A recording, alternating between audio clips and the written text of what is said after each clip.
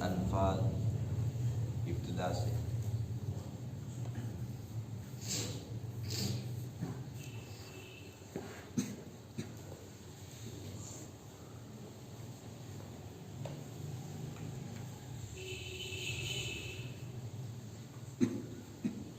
أعوذ بالله من الشيطان الرجيم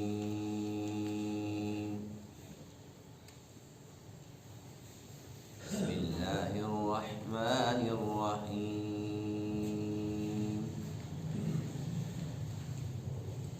يسألونك عن الأنفال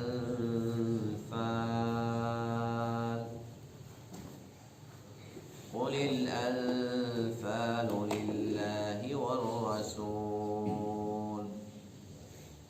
فاتقوا الله وأصلحوا ذات بينكم وأطيعوا الله ورسوله إن كنتم مؤمنين صدق الله العظيم۔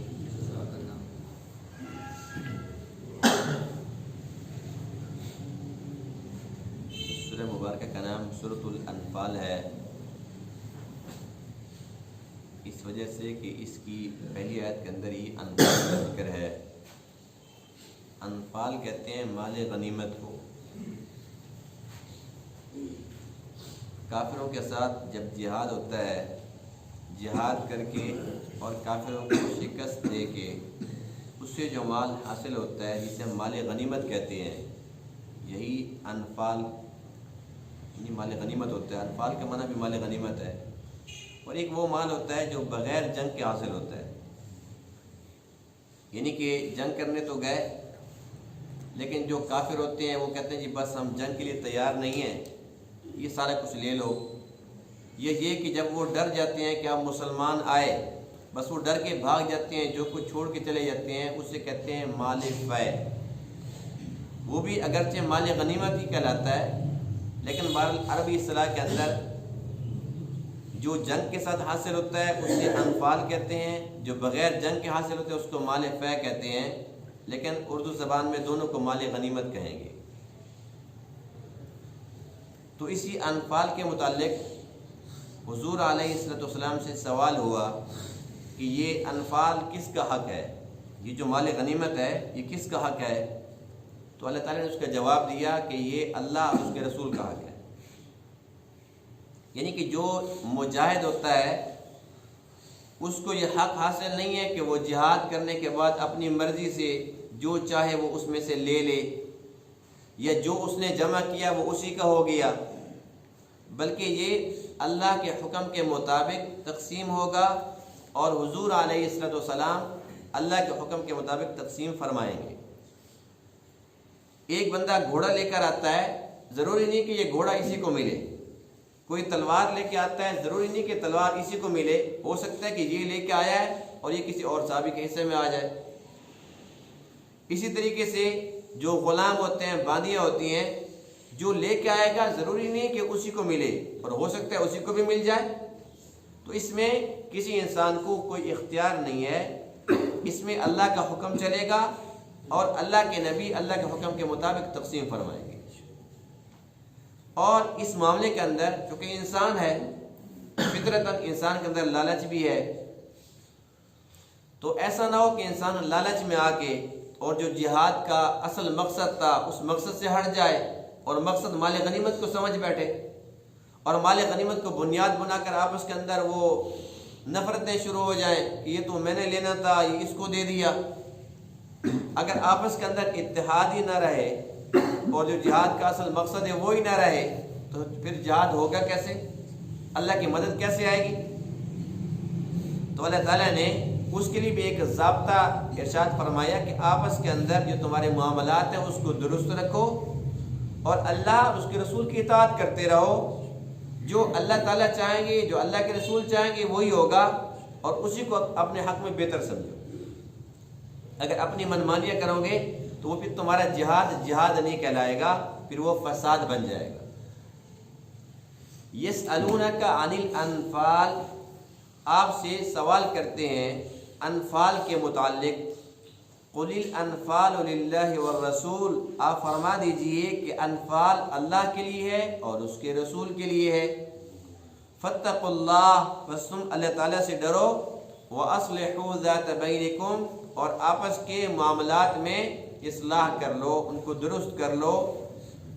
وَأَطِيعُوا اللَّهَ وَرَسُولَهُ، اور تم اللہ اور اس کے رسول کی اطاعت کرو، ان کنتم مؤمنین، اگر تم مؤمن ہو۔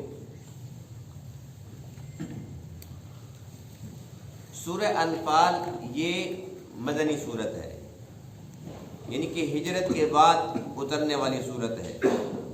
سورہ انفال اور اس کے بعد آنے والی صورت سورہ توبہ، ان دونوں کے اندر جہاد کے مضامین ہیں، اس لیے کہ مکہ کے اندر تو جہاد نہیں تھا، وہاں پر احکام تھے نماز کے متعلق، روزے کے متعلق،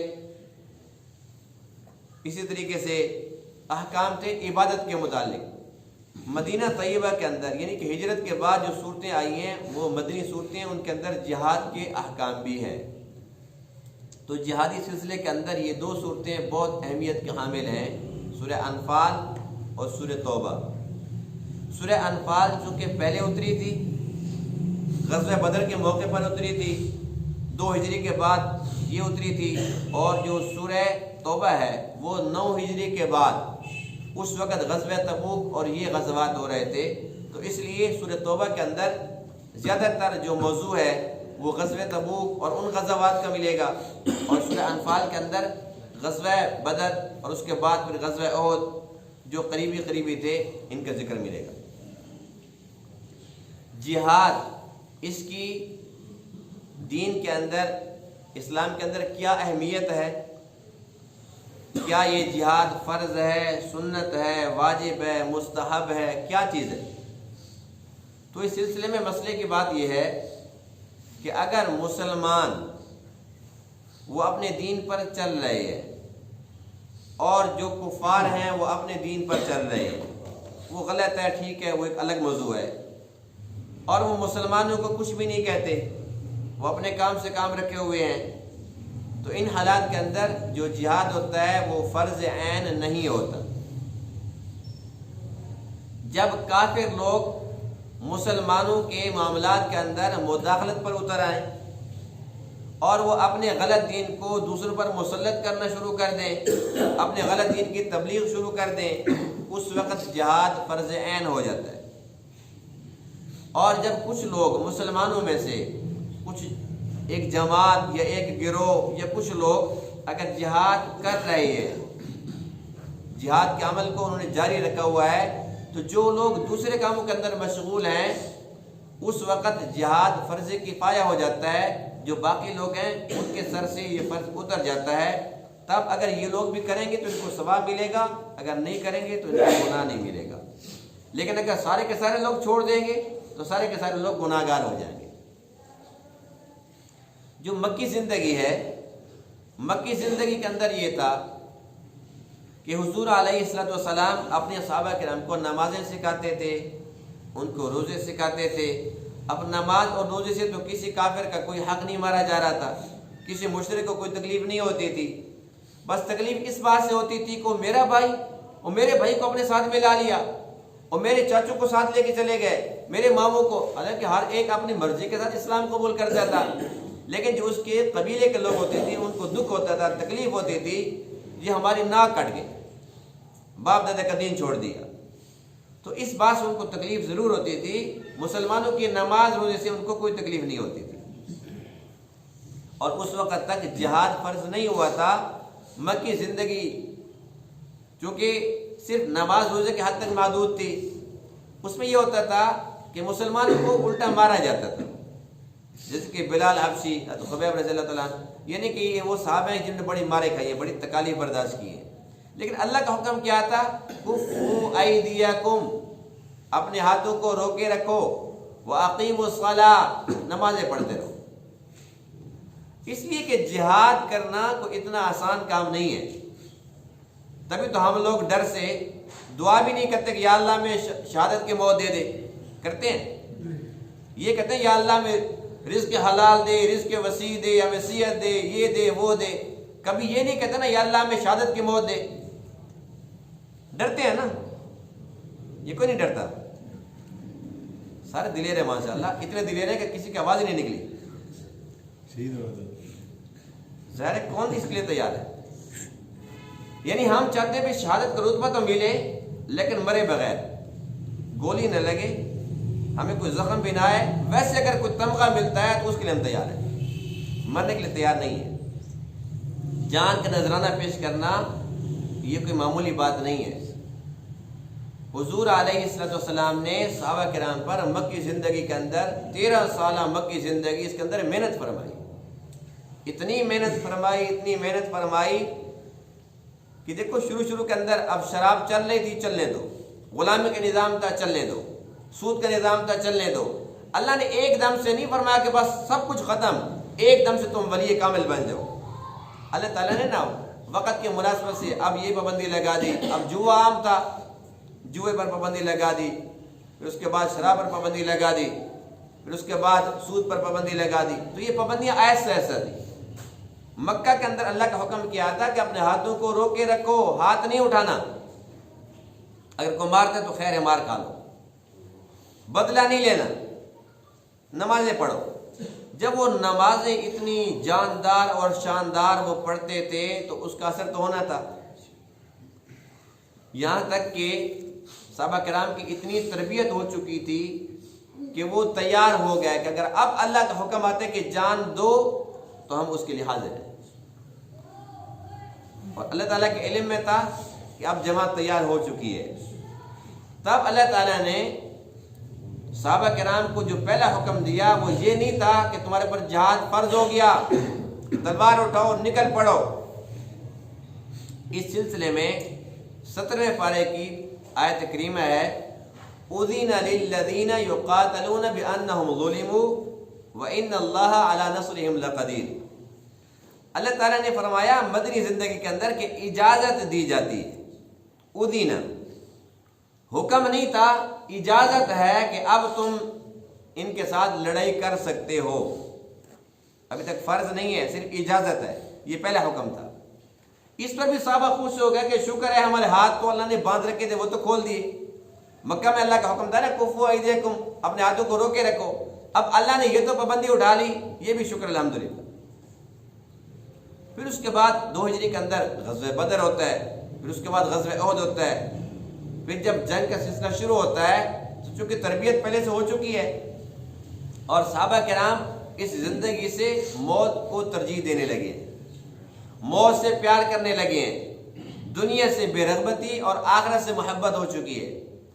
اب اللہ کا جو بھی حکم آتا ہے وہ پہلے ہی تیار ہو چکے ہوتے ہیں. اس وقت اللہ تعالیٰ نے ان کو پھر حکم دیا کہ تم جہاد کرو، جاہدوا باموالکم وانفسکم فی سبیل اللہ، تم جہاد کرو. پھر اللہ نے فرمایا کہ تم قتال کرو. پھر کرتے کرتے پھر اللہ نے فرمایا کہ تمہیں کیا ہو گیا، جب تربیت ہو چکی تھی وما لکم، تمہیں کیا ہو گیا، لا تقاتلون فی سبیل اللہ، اللہ کے راستے میں قتال کیوں نہیں کرتے. پہلے حکم جہاد کا آیا، پھر اس کے بعد قتال کا. کیونکہ بعض لوگ ہماری طرح ڈرپوک بھی تو ہوتے ہیں نا، ہوتے تھے بیوی بچوں کو جو ہم پال رہے ہیں یہ تھوڑا جہاد ہے، سارے دنیا کے کام کریں گے اور کہیں گے جہاد ہے، بھائی یہ بھی تو جہاد ہے. تب اللہ تعالیٰ نے فرمایا کہ قتال کرو. اب قتال کا معنی ہے جنگ کرنا، لڑنا. اب کوئی یہ نہیں کہہ سکتا جی میں بچوں کو پال کے میں قتال کر رہا ہوں. تو جو جہاد ہے یہ اہم ترین عمل ہے. حدیث پاک میں ہے کہ اسلام میں اس کی حیثیت ایسے ہے جس طریقے سے اونٹ کی کوہان ہوتی ہے، اس کی بلند ہوتی ہے، اس کی بلندی کی نشانی ہوتی ہے، اسلام کی بلندی کی نشانی یہ جہاد ہے.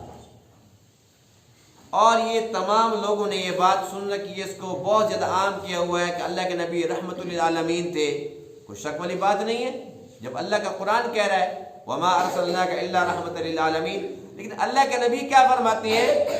اللہ کے نبی اپنی تعریف میں فرماتے ہیں انا نبی الملاحم، میں جنگوں والا نبی ہوں، میں تلوار والا نبی ہوں.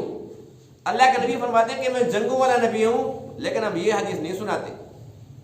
ڈر لگتا نہیں، کیا کریں؟ آج کل تو لیبل لگی ہے دہشت گرد، مسلمان دہشت گرد ہیں، داڑھی والے پگڑی والے دہشت گرد ہیں، بس اس ڈر سے ہم کہتے ہیں جی ہم نے جہاد کا نام ہی نہیں لینا.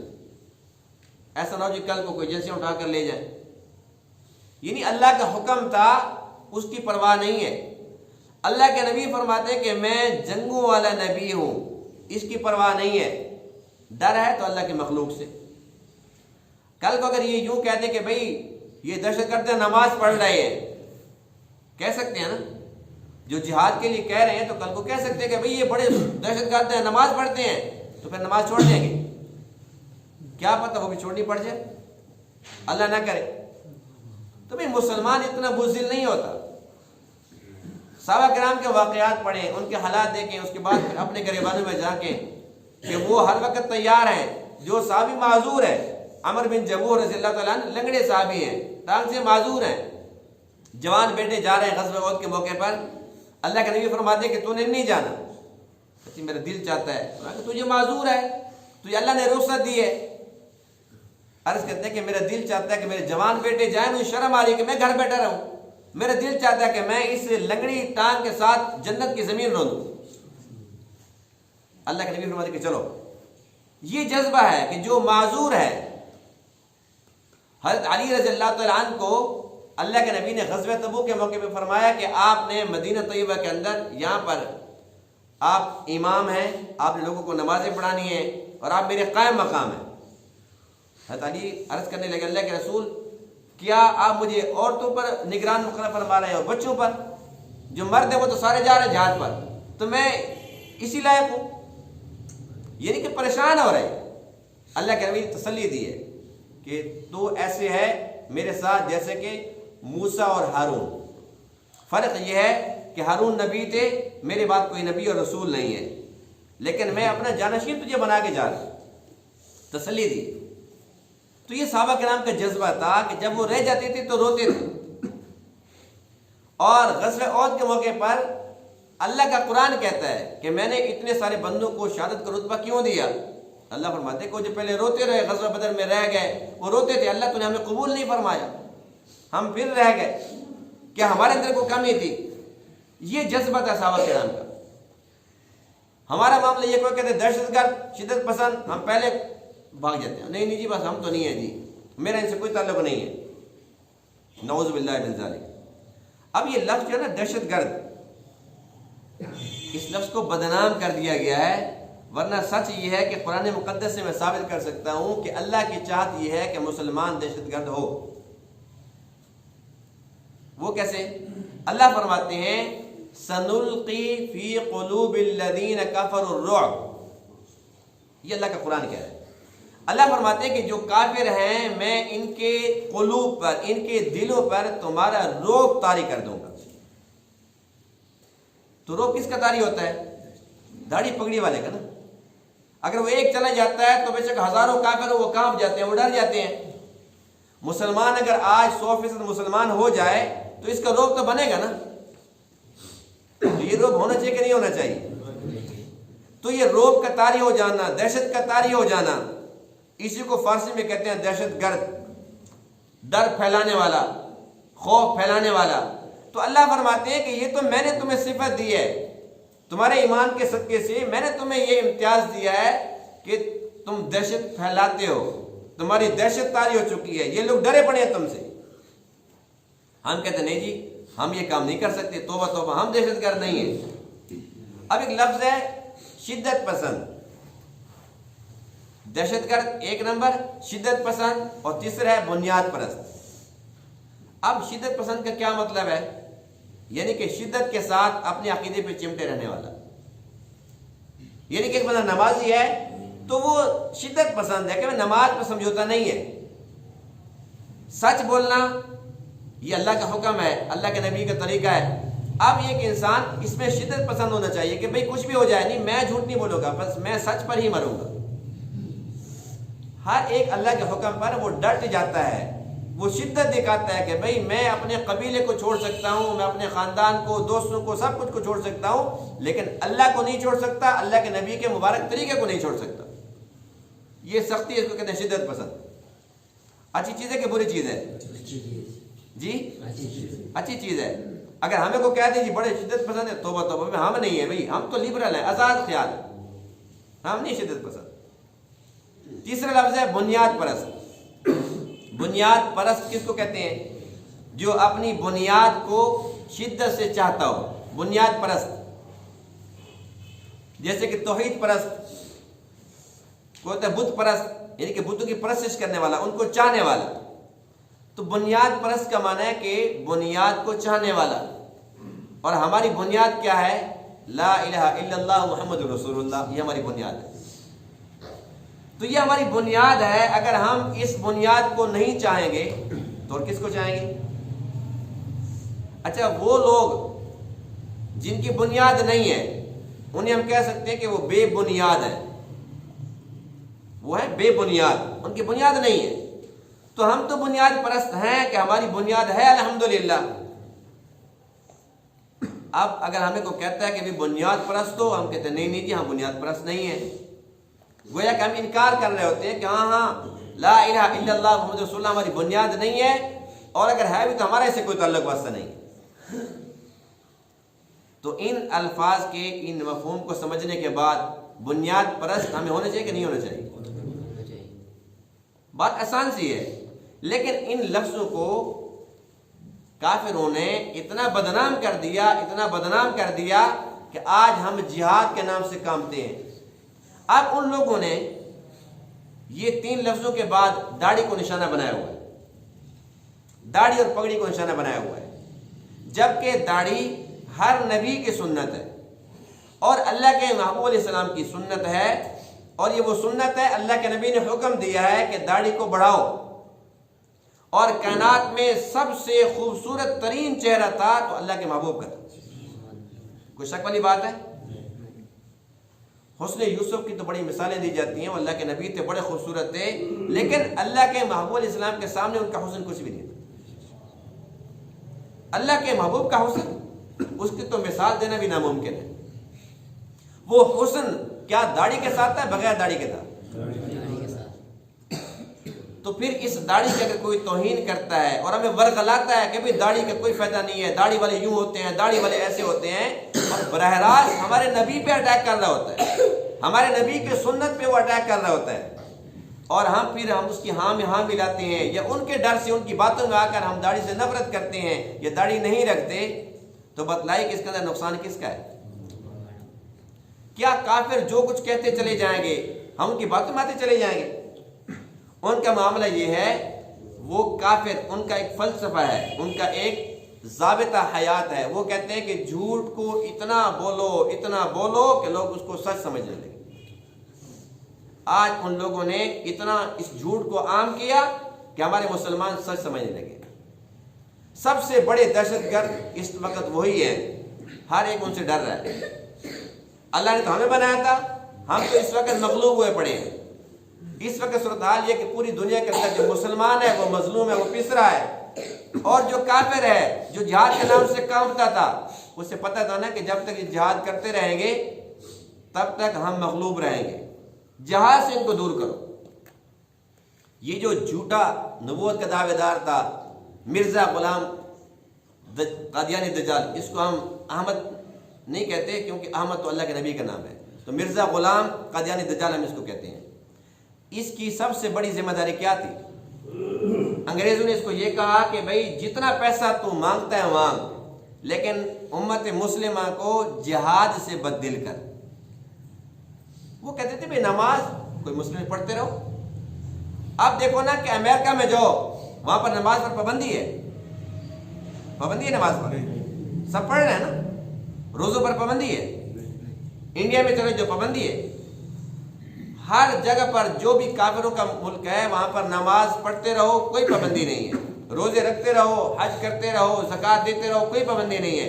پابندی ہے تو جہاد پر، اور وہاں پر تو پابندی سمجھ آتی ہے، ہمارے اپنے ملک کے اندر جہاد پر پابندی ہے۔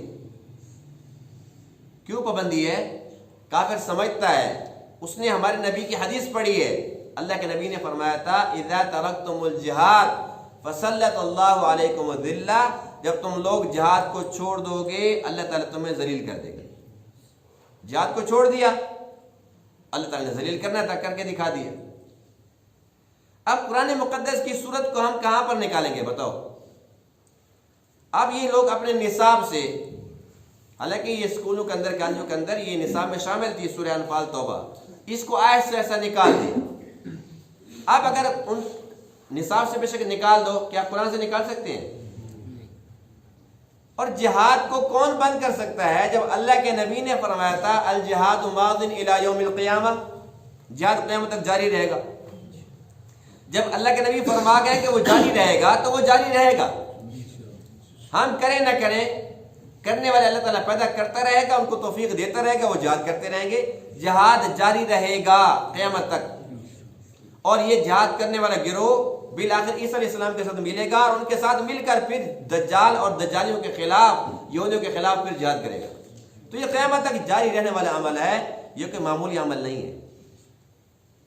آج ہماری صورتحال یہ ہے کہ ہمارا ملک اسلامی جمہوریہ پاکستان ایٹمی طاقت ہے، اس کے باوجود آج کل خبریں سنتے ہیں نا سارے ماشاءاللہ، تو خبروں میں ہر روز یہ بتاتے ہیں آج 185 دن ہو گیا جی کشمیر میں کرفیو ہے، 186 دن، یہ دن گن رہے ہیں۔ اس سے بڑی بغیرتی اور بزدلی کیا ہوگی کہ دن گننے سے کیا ہوتا ہے؟ ہم کشمیریوں کے ساتھ کھڑے ہیں، ان کی اینٹ سے اینٹ بج گئی ہے، یہ ساتھ کھڑے ہیں، ان کے بچے قتل کر دیے گئے، ان کی عورتیں لوٹ گئی، سب کچھ ہو گیا، کھڑے ساتھ ہیں۔ اگر ایسا ہی کوئی بندہ ہمارے ساتھ کھڑا ہو اور ہمارا گھر تباہ و برباد کر دیا جائے، ہمارے خاندان کو تباہ و برباد کر دیا جائے، اور وہ ہمارا دوست ہو جی میں تیرے ساتھ کھڑا ہوں، تو ہم مان لیں گے اس کی بات کو؟ ہم کہیں گے تو پہلے دفع ہو جانا، تو میرے ساتھ کھڑا ہوا ہے، تیرے ساتھ سے تو میں اکیلے ٹھیک ہوں، تسلی تو ہوگی کہ میرے ساتھ کوئی نہیں ہے۔ تو یہ ایک بھی طاقت ہے ماشاءاللہ، یہ ان کے جہاد کا طریقہ کار ہے کہ ہم تمہارے ساتھ ہیں، تم مرو اور مرو، ہم تمہارے ساتھ ہیں۔ جہاد نہیں کرنا، یہ معلوم نہیں ہے کہ یہ کھربوں ڈالر اور اتنا بجٹ کیوں لگایا اس ایٹم کے اوپر، کہ اس کو بنایا لیکن اس کو استعمال نہیں کرنا۔ ڈرانا نہیں ہے، بس ہم امن پسند ہیں۔ امن پسندی اس کا یہ مطلب نہیں ہے کہ ہم اپنے حق کو چھوڑ دیں، اور جب ہمارے مسلمانوں پر اس طریقے سے ظلم ہو رہا ہو اس وقت جہاد فرض ہوتا ہے۔ پھر یہ نہیں ہوتا جی آج اتنے دن اور آج اتنے دن اور اتنے دن گنتے رہو، پھر کہیں گے جی اتنے سال گزر گئے، آخر میں یہ بھی شروع ہو جائے گا نا۔ 2019 سے شروع ہوا تھا نا، وہ ختم ہو گیا، پھر 20 ختم، پھر کہیں گے 3 سال ہو گئے، پھر سالوں پہ بات آ جائے گی۔ اس مسئلے کا یہی حل ہے، اس مسئلے کا حل تو ہے جہاد، جو ہم سے ہوتا نہیں، اور جب تک نہیں ہوتا تب تک ذلت اللہ نے ہمارے مقدر میں لکھ دی۔ تو یہ سورہ انفال کے اندر اور سورہ توبہ کے اندر یہی مضامین ہیں جس میں اللہ نے ہمیں جھنجھوڑا ہے کہ تم نے کیا کرنا ہے، مسلمانوں کا مقصد کیا ہوتا ہے۔ اللہ فرماتے ہیں وَقَاتِلُوهُمْ حَتَّى لَا تَكُونَ فِتْنَةٌ وَيَكُونَ الدِّينُ كُلُّهُ لِلَّهِ، فرمایا کہ اس جہاد کا مقصد، قتال کا مقصد یہ ہے کہ تم اللہ کے دشمنوں کو مارو یہاں تک کہ فتنہ ختم ہو جائے اور سارا کا سارا دین اللہ کا ہو جائے۔ یہ مقصد ہے، مال غنیمت مقصد نہیں ہے، اور شہرت مقصد نہیں ہے کہ بھی کوئی کہے کہ بڑا مجاہد ہے، بڑا غازی ہے، نہیں، بلکہ اللہ تعالیٰ نے کتنی پیاری تربیت فرمائی ہے کہ جو مال غنیمت ہے وہ بھی تمہارا نہیں۔ ان آیات کی تفسیر میں لکھا ہے کہ غزوہ بدر کے موقع پر سعد بن ابی وقاص رضی اللہ تعالیٰ عنہ، جو کہ بہت بڑے درجے کے صحابی ہیں، نامی گرامی صحابی ہیں، یہ اس غزوہ بدر کے اندر شریک تھے، اور ان کے بھائی تھے، ان کو ایک کافر نے مار دیا، تو ان کو بڑا غصہ تھا کہ میرے بھائی کو قتل کر دیا گیا۔ تو انہوں نے کیا کیا، ان کا نام تھا سعید بن عاص۔ سعد بن ابی وقاص غصے میں تھے، اس کو قتل کر دیا۔ جب اس کو قتل کر دیا تو اس کی تلوار اپنے قبضہ میں لے لی، تلوار بڑی قیمتی تھی۔ سعد بن ابی وقاص فرماتے ہیں کہ وہ تلوار لے کر میں اللہ کے نبی کی خدمت میں حاضر ہوا، اور میں نے عرض کیا اللہ کے رسول یہ تلوار ہے جو میں نے فلاں کو ایسے ایسے قتل کیا ہے، اس کی تلوار میرے قبضہ میں آ گئی ہے۔ اللہ کے نبی نے حکم دیا کہ تم جاؤ اور اس کو سارے مال کے اندر جا کر رکھ دو۔ سعد بن ابی وقاص فرماتے ہیں کہ اللہ کی قسم جب میں جانے لگا اس وقت میرے دل میں یہ خیال تھا کہ کاش کہ یہ تلوار میرے ہی ہاتھ میں آتی، یہ میرے حصے میں آتی تو میں اس کا حق بھی ادا کرتا، ایسا نہ ہو کہ کسی ایسے بندے کو ملے جو اس کا حق ادا نہ کر سکے۔ اور اصل تو وہ اپنا غصہ بھی تھا کہ میرے بھائی کو اس سے قتل کیا گیا تو پھر میں نے بدلہ لے لیا، یہ تلوار پھر میرے پاس ہی آنی چاہیے۔ فرماتے ہیں کہ میرے دل میں خیال تھا لیکن میں نے اس کو ظاہر نہیں کیا تھا لیکن اللہ نے اس کو ظاہر کر دیا۔ اللہ نے کیسے ظاہر فرمایا کہ اسی وقت یہی آیت کریمہ جو ہم نے آج کے درس میں پڑھی ہے، یہ آیت کریمہ اسی وقت اتری ہے جس میں اللہ نے فرمایا کہ یہ مال غنیمت کسی کا حق نہیں ہے، یہ اللہ اس کے رسول کا حق ہے۔ یعنی کہ جو مجاہد جہاد کرتا تھا مال غنیمت اس کا نہیں ہوتا تھا، بیت المال میں جمع ہوتا تھا۔ یوں سمجھ لیں کہ وہ حکومت کی پراپرٹی بن جاتی تھی، سرکاری خزانے میں وہ جمع ہو جاتا تھا، اس کے بعد پھر حکومت اس کو تقسیم کرتی تھی اپنی مرضی کے مطابق۔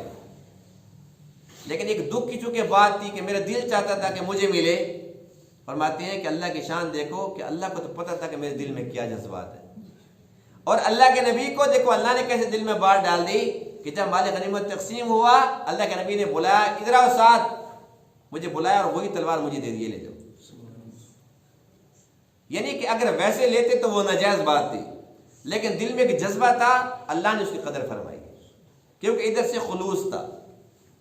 اور اللہ تعالیٰ نے یہ بھی سمجھا دیا فَاتَّقُوا اللَّهَ وَأَصْلِحُوا ذَاتَ بَيْنِكُمْ، آپس کے اندر تم یہ رنجش بھی نہ رکھا کرو کہ اگر کسی اور کے پاس چلی بھی جاتی تمہارے دل میں خیال آ جائے کہ تو اس کو مل گئی ہے، اس کو کیوں ملی ہے، تو کسی کے ساتھ رنجش نہیں رکھنی، آپس کے اندر اتحاد اتفاق سے رہنا ہے اور اللہ سے ڈرتے رہنا ہے تاکہ اللہ تعالیٰ تمہاری مدد اور نصرت فرمائے۔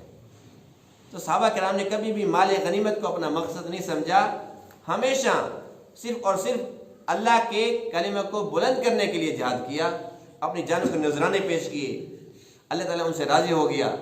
تو ہماری ذمہ داری بھی یہی ہے کہ ہم تمام کے تمام صحابہ کرام سے محبت کریں اور ان کی اطاعت کا جذبہ دل میں لیے ان کے نقش قدم پر چلیں، ان کی اتباع کریں کہ یہ راستہ سیدھا جنت کو جاتا ہے۔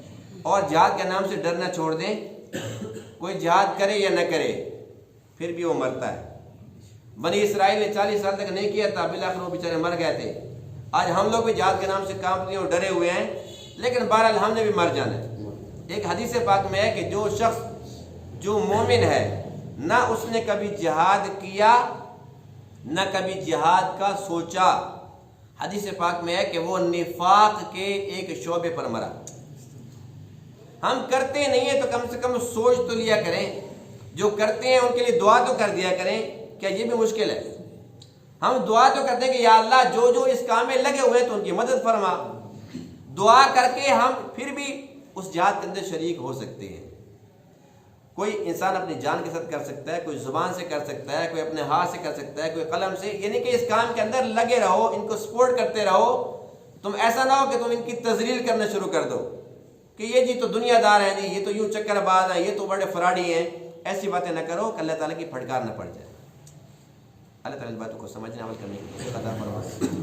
وآخر دعوانا الحمدللہ رب العالمین۔